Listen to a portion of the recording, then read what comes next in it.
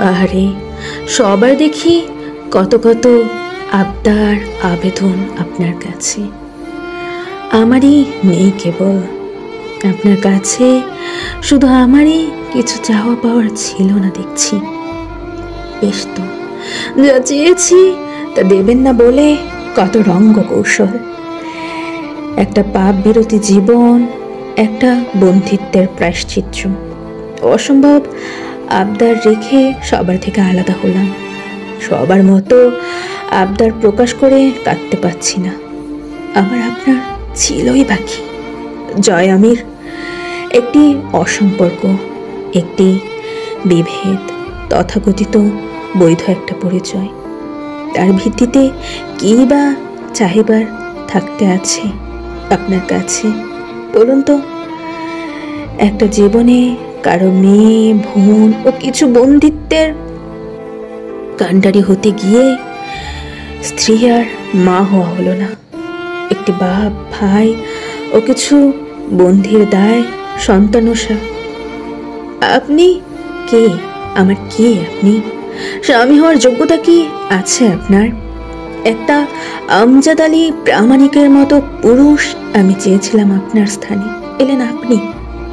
এলেন যখন জীবনটা গুছিয়ে নিলেও হতো। আমার তো বাপ নেই। 3 কবুল পড়ার পর আপনার কি কর্তব্য ছিল না আমার একটা জীবন কাঁধে বয়ে নেওয়ার? অথচ আপনি আমার রূপ অবধি পুড়িয়ে ছাই করেছেন দিনের পর দিন। জয় আমির, আপনি আমায় দেখেছেন কোনোদিন যে মেয়েটা একটু একটু করে নারী জীবনের সমস্ত শখ আহ্লাদ গলা কেটে কিছু প্রাণ বাঁচাতে আপনাদের সাথে লড়াইয়ে নেমেছে? শেষে না সেই প্রাণগুলো বাঁচছে, না সে নিজে। আমার বয়স কত? 24। বুড়ি হয়ে গেছি আমি? বলুন না। আপনি এমন এক বৈধ পুরুষ আমার, যে হয় যাবে কারাবাসে নয়তো নরকবাস। আর এই দুটা কোথাও না গেলে অবাধ্য পাপাচার।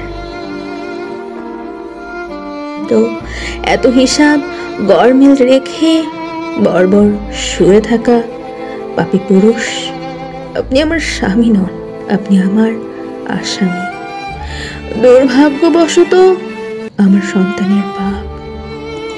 আপনার কাছে আমার কিচ্ছু চাইবার নেই। এ বিরোধ মিটল না।